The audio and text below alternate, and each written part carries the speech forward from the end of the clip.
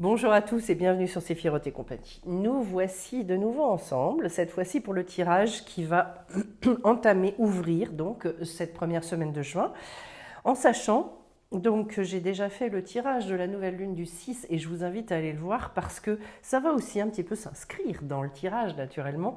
Voilà, les changements de mois, les renouvellements de lune sont des énergies tellement puissantes. Donc là, j'ai fait un tirage de la roue médecine. Et puis, je vais inscrire ce tirage aussi, je vous précise, donc par rapport au compte du Homer, pour ceux qui suivent ça. On finit de réparer la sphira qu'on appelle Yesod, c'est-à-dire tout l'établissement de notre volonté, les fondations de notre vie, pour aller vers celle de Malchut, c'est-à-dire d'aller réparer ensuite tout ce qui va concerner le fait de se sentir vraiment roi, reine de notre vie. Autrement dit, jusqu'où est-ce que j'arrive à tenir les rênes de ma vie, à exprimer ma volonté, à la mettre en œuvre dans ma vie, etc. Voilà, beaucoup à dire là-dessus, mais je ne peux pas rentrer dans les détails. Alors, je vais commencer tout de suite par les lettres hébraïques. Et là, j'ai eu une petite surprise.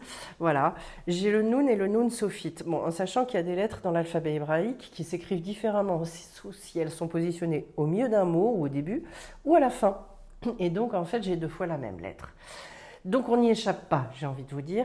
C'est une lettre qui va correspondre au signe du Scorpion, donc tout de suite ça va vous donner une petite idée de ce que ça peut représenter en termes de remise en question, en termes de révélation des profondeurs, puisque le Scorpion, voilà, il est quand même assez connu pour ça, et en même temps en capacité d'alchimie, de réversibilité des situations, de fécondité. C'est également la lettre Nun qui représente un poisson, une grande lettre de fécondité. Donc en fait, ici j'ai l'impression qu'en fait on ne laisse pas le choix cette semaine, c'est soit on digère pas. Émotionnellement, il y a vraiment besoin, et on va le retrouver avec les trois cartes que j'ai tirées ici, voilà, de laisser derrière soi. Donc peut-être certains ont besoin de travailler sur de la libération émotionnelle. Ça c'est clair. De toute façon, tout le pilier ici est un pilier d'épée, autrement dit du mental, voilà.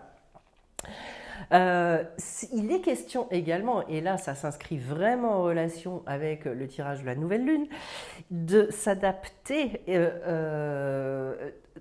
par rapport au renouvellement, à l'évolution permanente de la vie. Le Nun peut aller justement avec une espèce de refus et de peur du changement, en fait. Soit refus de la réalité, soit peur du changement. Donc en fait, il va être temps d'ouvrir bien grand les yeux, de regarder les choses avec énormément d'objectivité. On va en reparler aussi avec ce roi de terre qui est super bien placé. Bref, je file. Et donc, sur les trois cartes que j'ai tirées de l'oracle des 7 énergies, eh bien, je commence par la carte de la libération et j'ai le cœur. Voilà, avec la clé. Donc, trouver la clé du cœur et dénouer, déverrouiller. Voilà, il y a une chose sur laquelle il est intéressant de travailler. De toute façon, si vous voulez savoir où est-ce que c'est compliqué pour vous, eh bien, c'est où est-ce que le cœur s'est durci, où est-ce que le cœur est devenu, s'est rétréci. Pour que le cœur se réassouplisse, se réouvre. Et c'est vrai, quand on avance dans la vie, eh bien, ma foi, on a vécu un certain nombre de choses et que ces choses-là nous amènent à verrouiller, à durcir, à s'atrophier, je dirais. Alors que là, au contraire, vous voyez qu'il est question d'expansion. La libération, elle se caractérise par le fait qu'à un moment donné, on ne pense plus à la chose, ou quand on y pense, elle ne nous fait plus souffrir du tout. Donc on est capable de passer à autre chose. Voilà. D'ailleurs, derrière, qu'est-ce que ça crée? Un esprit apaisé. Voilà. C'est quoi d'ailleurs? Parce que si je considère l'esprit au sens véritablement hébraïque du terme, ça va être le roi. C'est le deuxième niveau d'âme. C'est ce qui va nous permettre en fait de connecter toute notre partie très humaine, très ce qu'on appelle le nefesh, l'âme. La première âme, on va dire. J'ai pas envie de mettre des hiérarchies, mais bon, ça connecte le roi, ça connecte le nefesh à la neshama, qui est l'âme divine. Et donc, en fait, il va y avoir une possibilité à un moment donné de s'aligner, de s'apaiser, de retrouver un côté très rassuré, calme, etc., etc. Pour retrouver justement un regard, et je dirais un sourire sur la vie, un regard positif, sortir de certaines paralysies parfois. Voilà, l'apaisement, c'est vraiment la notion de shalom. Shalom en hébreu, c'est shalem, et shalem, c'est être complet, se sentir complet et non pas morcelé. Voilà, donc si vous avez cette sensation d'être un petit peu coupé, coupé des fois en 2 ou en 4 ou en 8, eh bien en fait, ça veut dire qu'il y a besoin de libérer certaines choses. Il y a besoin de remettre de la fluidité, de l'huile dans les rouages, on va dire, intérieurs. Donc, bon, ça va très bien avec cette lettre Nun dont on a parlé. Et derrière, il est question de porter des fruits. Ben oui, parce qu'en fait, ce qui nous empêche d'avancer, outre le ressassement, mais il y a aussi tout le stress, les angoisses, le fait de ne pas pouvoir lâcher certaines choses. Et Dieu sait que émotionnellement, il y a des fois on voudrait bien avec notre tête, mais le cœur y suit pas. Voilà. Et donc, et comment est-ce que ça se fait? C'est vraiment à partir du moment où justement on déverrouille, on assouplit le cœur. Porter des fruits, ça veut dire qu'à un moment, au lieu de se sentir enfermé, contraint, en situation de subir, on va retrouver justement la carte du chariot, c'est-à-dire ce dont je parlais au début, cette sensation énorme de tenir les rênes de notre vie, de savoir où on va et d'y aller, et d'avoir un réel pouvoir en fait sur nos vies, ce qui est normal.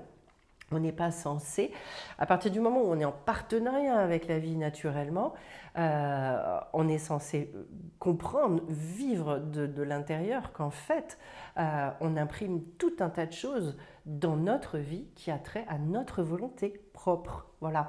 L'homme n'est pas seulement je dirais, une bête aveugle, loin de là, loin de là.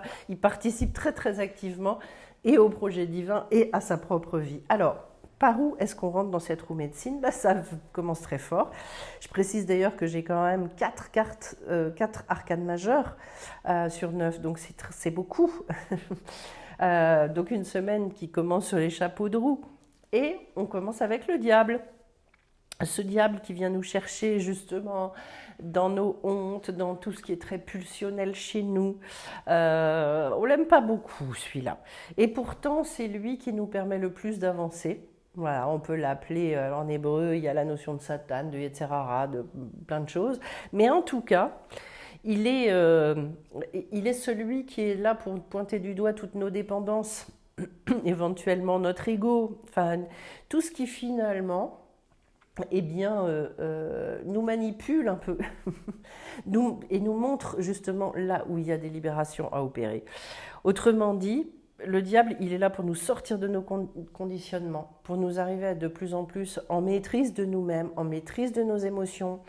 Voilà. Dieu sait que j'ai pu être quelqu'un qui était submergé par ses émotions et je peux véritablement témoigner que ça n'est plus le cas. Voilà. Est-ce que ça veut dire qu'on n'a plus de cœur? Est-ce que ça veut dire que par moment, on ne peut pas ressentir des moments d'exaltation ou des moments de tristesse, etc. Bien sûr que non. Mais ça veut dire que quand ce sont des moments de tristesse ou des moments difficiles, on n'est plus complètement absorbé vers le bas. Et quand c'est la joie, on n'est plus dans une espèce de bipolarité, à être dans une espèce d'extase. Voilà. Dont on a du mal à redescendre. Voilà, c'est-à-dire que les choses s'équilibrent, les choses s'apaisent. Et ben la vie devient plus douce, plus agréable. Voilà. Donc on commence très fort. Pour rentrer dans cette roue, ça veut dire qu'il va falloir aller regarder à ça. Se confronter à cette chose-là. Et pour moi, je vous assure, c'est d'ailleurs une chose qu'on a travaillé lors du dernier soin du dimanche matin, transformer le cœur de pierre en cœur de chair. Voilà, et donc aller rechercher ces endroits de fermeture, de blocage terrible. Et puis après, eh bien, au niveau du sud, donc tout ce monde très matériel, j'ai un roi de terre qui va nous enseigner beaucoup de choses, parce que ce roi représente justement celui qui d'abord ne se compare à personne. Voilà, c'est quelqu'un qui s'assume énormément, qui, d'autre part, et ça c'est très fort symboliquement, accepte tous les changements de la vie. Donc avec ce qu'on a dit sur la lettre Noun, vous comprenez bien que accepter cette évolution, ces changements, et je dirais que ça ne se passe pas comme on veut, zut, que le chemin il est cabossé, que de temps en temps on rencontre des obstacles, on rencontre des difficultés. Eh bien oui, à la bonne heure, ça fait partie de la vie, c'est ça qui nous fait bouger. Et donc, même si de temps en temps on voudrait être sur des autoroutes, mais non, c'est pas que comme ça. Et donc, il accepte beaucoup les mystères de la vie et il est capable d'avancer, même si justement il y a des périodes d'incompréhension, des périodes, je dirais, wow, comment est-ce qu'on peut appeler ça? Des périodes de vide aussi, par moment. En tout cas, c'est quelqu'un qui justement accepte totalement son incarnation, sait qu'il a sa place et donc à pas très régulier, avec un côté extrêmement endurant. Mais c'est quelqu'un qui avance avec beaucoup de responsabilités, de sérieux, qui est extrêmement productif. Ça veut dire que quel que soit ce que je traverse, moi j'ai mon objectif de fixer, je ne m'arrête pas. Ce qu'on est en train de vous dire cette semaine, c'est quels que soient les obstacles, quel que soit ce que vous traversez dans votre vie, gardez... il y a un côté très discipline là-dedans, très régulier. Je crois que la régularité, c'est une des choses les plus difficiles au monde. On le voit bien d'ailleurs, avec toutes les promesses qu'on se fait à certains moments et qu'on ne tient pas. Être régulier dans les choses, ce côté-là, et c'est pour ça que ce roi est lié aussi à la notion d'obéissance. Obéir aux lois de la vie, à certaines règles qui font qu'à un moment donné, et petit pas par petit pas, on finit par gravir des montagnes, on ne s'en rend même pas compte. Alors, je vais passer à cette colonne d'air, j'allais dire. Voilà, on appelle la colonne d'air, on s'en sert beaucoup en chant. Et on va commencer à nouveau par un roi. Donc pour passer vers donc du côté très concret vers le côté émotionnel, j'ai le roi d'air qui vient nous dire quoi? Eh bien, ce qui va beaucoup vous aider, c'est la force des idées nouvelles. Donc tout ce que vous allez pouvoir opérer dans l'étude, dans la découverte de certaines choses. Il a aussi une forme de souplesse, c'est-à-dire que ce roi, dans sa version extrêmement positive, à la fois il est très clairvoyant, il perce les choses, il arrive je dirais, oui, percevoir, j'aime bien ce mot, mais en même temps, il est tout à fait ouvert à la différence, à l'altérité, au fait qu'on ne pense pas comme lui. Donc en fait, il a besoin de convaincre personne. Donc ça fait de lui quelqu'un qui est assez flexible, ou au contraire, dans sa formulation négative, effectivement, il va être un peu rigide, on va dire. Alors peut-être qu'ici, il y a besoin justement, puisque je parlais d'obéissance, puisque je parlais de discipline, d'un côté plus scolaire, même si j'aime pas trop le mot, mais quand même, pour aller traiter ce qu'on a à traiter au niveau émotionnel. C'est-à-dire, il y a peut-être des exercices à faire, il faut peut-être en passer aussi par une appréhension très rigoureuse de comment est-ce que je traite ça, des exercices à faire, etc. Notamment la respiration, enfin plein de choses. Il y a plein d'outils maintenant pour se débarrasser de ce qui nous encombre, vraiment. Et puis après, je vais vers le côté ouest qui représente les sentiments dans la roue médecine. Et cette fois-ci, je tombe sur un magnifique 10 d'air. Wow. Alors quand on arrive au 10, c'est bon signe en règle générale, les 10. Voilà, le 10 c'est quoi? Justement, c'est le moment où j'accepte un point de vue différent du mien. Au niveau émotionnel, ça veut dire quoi? Ça veut dire que je peux comprendre que j'ai appréhendé les choses, moi, de mon point de vue. C'est-à-dire que moi, ça m'a fait mal pour telle et telle raison. Peut-être j'ai prêté des intentions à certaines personnes. Je me suis inventé des choses, j'ai imaginé des choses. Mais que je suis obligée de relâcher à un moment donné certaines croyances, certaines conceptions pour sortir d'une prison intérieure, finalement. Et que je peux peut-être aussi, on dit en français, c'est le bénéfice du doute. Voilà. Eh bien, au lieu de projeter des intentions sur les autres, décider ça, non, je vais essayer, ou sur Dieu, ou sur la vie, ou sur ce que vous voulez. Je vais peut-être laisser le bénéfice du doute et finalement relâcher les choses et traiter, moi, ce que j'ai à traiter dans ce qui m'a fait mal, dans ce qui est un petit peu difficile. Quand on arrive au 10, en fait, c'est une pensée qui devient entièrement aimante. Alors là où justement vous voyez bien où votre cœur s'est resserré, c'est quand vous avez des pensées qui ne sont pas tout à fait aimantes, justement. On est là sur une libération totale du mental parce qu'il n'y a plus de jugement. Et je pense qu'effectivement, bon, un exemple très très bête, mais tant qu'on se dit, eh ben moi j'aurais pas fait ça, et puis je vois pas pourquoi l'autre il m'a fait du mal comme ça, et puis pourquoi. Mais parce qu'on raisonne toujours par rapport à soi. Et que qu'est-ce que c'est accepter l'altérité? C'est que l'autre, il n'est pas nous. Alors même si effectivement dit comme ça paraît rien, ça paraît évident et on se dit, je ne vois pas pourquoi j'écoute un truc pareil, mais il n'empêche que quand on commence à vouloir l'appliquer dans nos vies, ça devient très différent. Parce que effectivement, on se rend compte qu'en fait on ramène tout à soi. Et qu'on voudrait que tout le monde fonctionne comme nous, tout le monde ait les mêmes valeurs que nous, et nous traite finalement selon notre propre référentiel. Eh ben non, voilà, ça n'est pas. Si maintenant je continue, donc vous voyez, c'est intéressant de se dire aussi que pour traiter des choses au niveau émotionnel, il faut revenir aussi à des choses qui sont mentales et raisonner aussi et savoir raisonner autrement. Qu'est-ce qui va faire maintenant que je vais aller vers cette belle carte du monde au niveau du mental, justement? C'est encore du mental, avec le 8 cette fois-ci. C'est justement, j'arrête de m'identifier à mes concepts, j'arrête de aussi les projeter sur tous les autres. Et donc, en fait, je dois être à la fois très présent à moi, mais très très présent aux autres, et arrêter de considérer que moi j'ai raison et que l'autre a tort. Arrêter de considérer les choses dans une forme de dualité, mais au contraire aller rechercher la complémentarité. Qu'est-ce que l'autre qui ne fonctionne pas du tout comme moi, il peut m'apprendre? Voilà.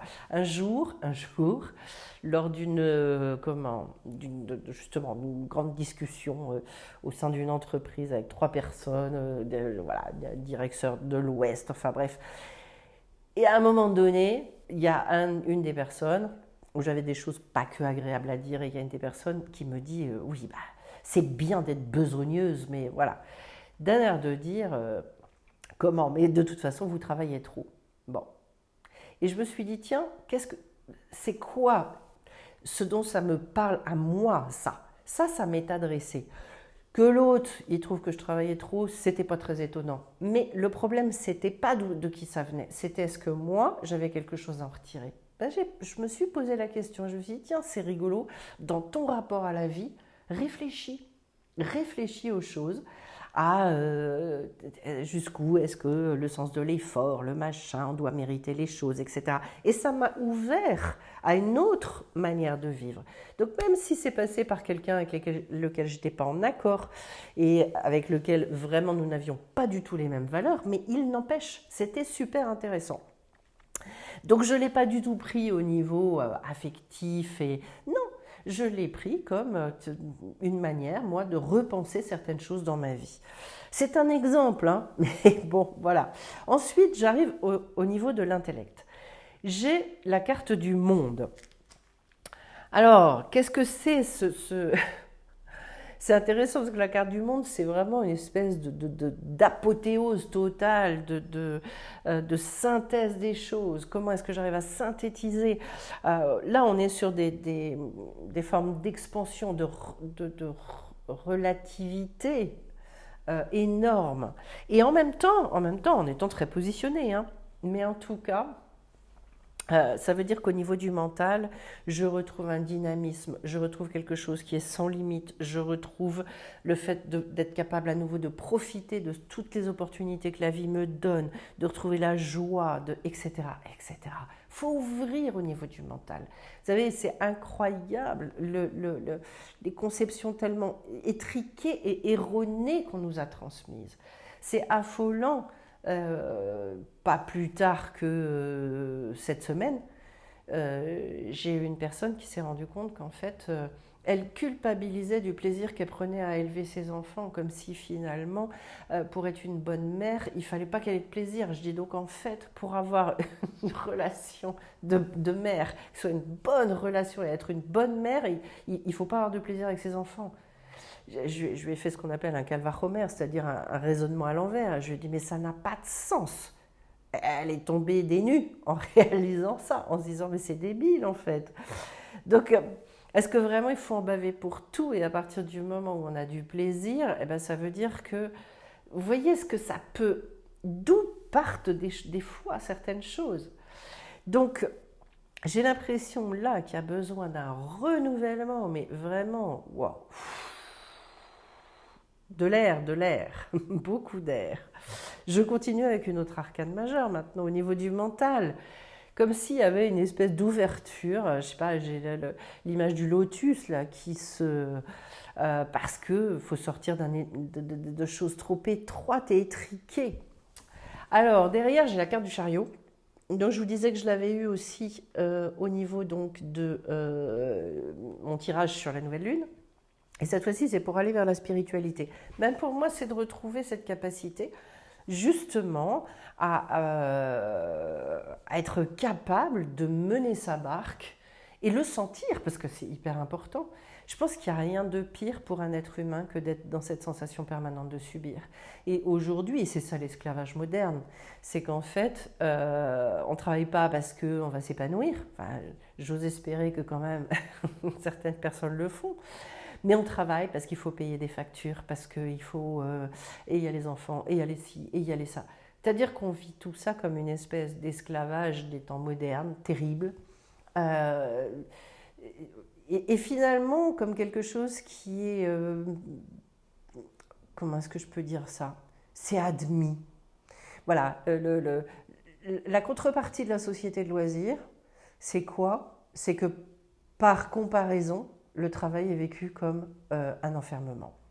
Mais c'est bien triste parce que c'est là qu'on passe la majorité de notre temps, donc entre ça et dormir, donc c'est bien dommage.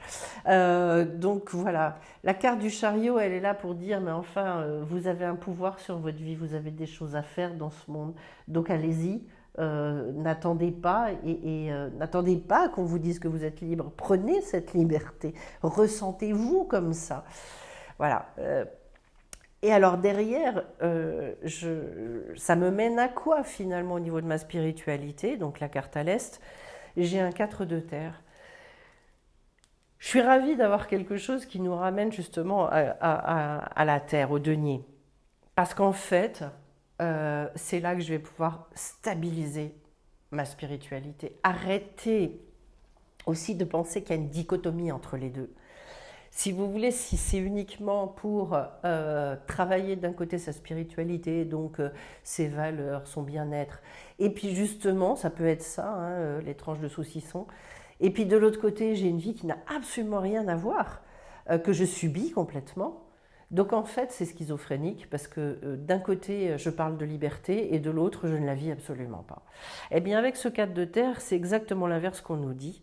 C'est-à-dire, finalement, on a besoin d'ancrer les choses, de retrouver ces 4 pieds là, et que notre spiritualité, elle soit vécue dans le relationnel, dans notre rapport au travail, dans plein de choses. Parce que sinon, ça ne vaut pas le coup. Enfin, sinon, c'est de la philo. Donc en fait, pour moi, c'est une forme de santé retrouvée, même de santé mentale. Hein. C'est une forme aussi justement, on parlait du Yesod, ce sont des fondations extrêmement fortes. Je m'appuie là-dessus et c'est ça qui me donne toute l'énergie pour avancer et œuvrer, faire tout ce que j'ai à faire. C'est en lien aussi avec toute la vie du corps, donc ça pose la question, pour ceux qui effectivement travaillent là-dessus, de la manière dont des moments réservés finalement au fait de vivre ma spiritualité par rapport à mon corps. Comment est-ce que j'intègre tout ça pour me libérer de plein de choses, pour avoir la forme, pour plein de trucs. Voilà. En sachant que, en tout cas dans la pensée hébraïque, eh bien justement est inclus le sport, la méditation, la prière, voilà, plein de choses. Enfin, c'est très très important parce qu'en fait, on considère qu'une personne qui n'a pas d'équilibre, eh ben, du coup, elle ne peut plus prier, elle ne peut plus étudier, elle ne peut plus rien faire. Donc aussi, c'est jusqu'où est-ce que je relie tout ça parce que finalement, faire du sport, il y a aussi un côté très spirituel. Tout dépend comment on vit les choses, en fait. Voilà. Si c'est uniquement pour calculer les kilos perdus et la masse de muscle qui est prise, c'est vrai que c'est pas... Voilà. Mais si c'est se remettre en forme pour finalement justement réussir à vivre toute sa vie avec ses principes, ses valeurs, être dans la joie et tout, oui, ça devient beaucoup plus spirituel. Et puis au cœur de mon tirage, j'ai la carte du magicien. Je retrouve l'arcane majeur de cette, justement, de cette fougue de la jeunesse, voilà. C'est-à-dire, je retrouve mes premiers amours. Et donc, en fait, peut-être je me souviens aussi de pourquoi je fais tout ça. J'accepte aussi d'être dans un apprentissage. Parce qu'en fait, comme on recommence tout avec le numéro 1, il y a tout en potentiel, mais il y a tout à explorer, il y a tout à expérimenter. Et donc, en fait, c'est un grand oui à la vie, c'est un grand oui au côté très aventurier, en sachant que j'accepte de faire des erreurs, j'accepte de tomber et de me relever. Parce que, bon, tomber c'est une chose, mais encore faut-il se relever. D'ailleurs, je précise que la lettre Nun, justement, est la lettre de la chute. Voilà, c'est-à-dire, et d'une chute qui est là considérée comme un tremplin, finalement, puisqu'il est dit on dit que le Baal Teshuvah est plus grand que le Tzaddik. Ça veut dire quoi? Ça veut dire que celui qui s'est relevé, celui qui est revenu vers lui après s'être éloigné, il est plus grand que celui qui n'est jamais tombé. Voilà. Donc en fait, ce magicien, c'est forcément celui qui a suffisamment d'humilité aussi. C'est un rapport à la vie qu'on ne nous a pas appris du tout, puisque surtout en France, où il y a cette espèce d'état d'esprit où il faut savoir avant d'avoir appris, qui est extrêmement malheureux, eh bien, ça paralyse et ça empêche toute progression. Alors que, naturellement, dans son tempérament, le français, il a une créativité, il a envie de découvrir, d'explorer, etc., etc. Donc en fait, cette carte du magicien nous rappelle tout ça. Elle nous rappelle cette fougue, cette énergie première. Je rappelle, c'est une énergie de jeunesse. C'est aussi l'énergie où on est capable de se dire tout est possible à nouveau, où on a un désir de vivre qui est extrêmement puissant. Voilà. Forcément, on est porté par une certaine dose de confiance dans la vie, une certaine dose de confiance en soi. On sait que si on est là, c'est pas par hasard. Alors, pour finir, la petite cerise sur le gâteau, on va se prendre 2-3 cartes de l'oracle origine. Allez, on y va pour celle-là. L'hiver. Hop. La protection. Je sens la chose venir. Et la méditation. Alors pour moi, vous voyez, le fait qu'on ait l'hiver et la protection, c'est justement en fait tout le challenge ici, c'est de sortir de nos hivers. Le moment où finalement la sève, là, elle redescend complètement, où tout est congelé, hiberné, où on se met en mode justement total de protection. Je vous parlais de sortir du cœur de pierre pour aller vers un cœur de chair. Et donc, à mon avis, peut-être pour certains, y a-t-il besoin de méditer? Où est-ce que tout ça s'est véritablement durci? Où est-ce que ça hiberne chez moi? Où est-ce que je suis en mode ultra protection pour être capable de réouvrir? Là où vous savez qu'il y a véritablement des blessures non guéries, c'est précisément les endroits où vous n'êtes pas capable de revivre des choses dans le relationnel, que ce soit dans la vie amoureuse, dans la vie sentimentale, dans la vie professionnelle, familiale. C'est-à-dire quand je dois aller vers, quand je dois envisager dans tel ou tel domaine les choses, eh bien, je ressens ce mode protection extrêmement fort. Ça veut dire que je n'ai pas récupéré ma liberté, ça veut dire que j'anticipe les éventuels soucis, problèmes, et que donc j'ai encore besoin de me construire, de me rassurer et de gagner en maturité sur ces plans-là pour vraiment retrouver une pleine liberté. Voilà, et c'est là qu'on se rend compte que finalement, Ce ne sont pas les autres qui nous enlèvent notre liberté, on le fait très très bien tout seul. Mais que les autres sont là justement pour nous montrer toutes ces zones où en fait, nous-mêmes, on n'est déjà pas libre. Voilà.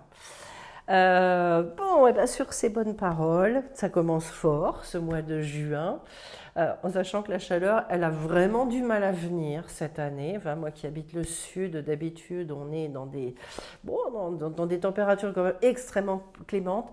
Et bien la petite laine, elle est encore bienvenue ici. Donc voilà, j'espère que chacun d'entre vous va réussir à vivre cette semaine de très jolies libérations, à vraiment s'assouplir, se rassurer, etc. À mettre en œuvre aussi de nouvelles expérimentations de tout ça. Et puis, merci à vous pour vos likes, pour vos commentaires, pour les questions que vous posez aussi, parce que j'ai eu la question récemment d'une internaute qui était vraiment super intéressante. Je vous aime, ceux qui justement entrent en interaction, sont force de proposition, parce que du coup ça permet aussi de créer ce lien que j'affectionne tant.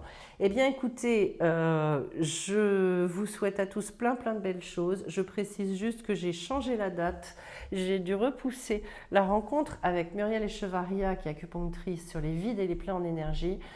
Ça devait avoir lieu le 24 mai, ça aura lieu le vendredi 14 juin. Donc pour ceux que ça intéresse d'être présents le 14 juin à 19 h ici près de Salon de Provence, n'hésitez pas à me contacter. Plein de belles choses à vous et à très vite sur la chaîne. Bye bye.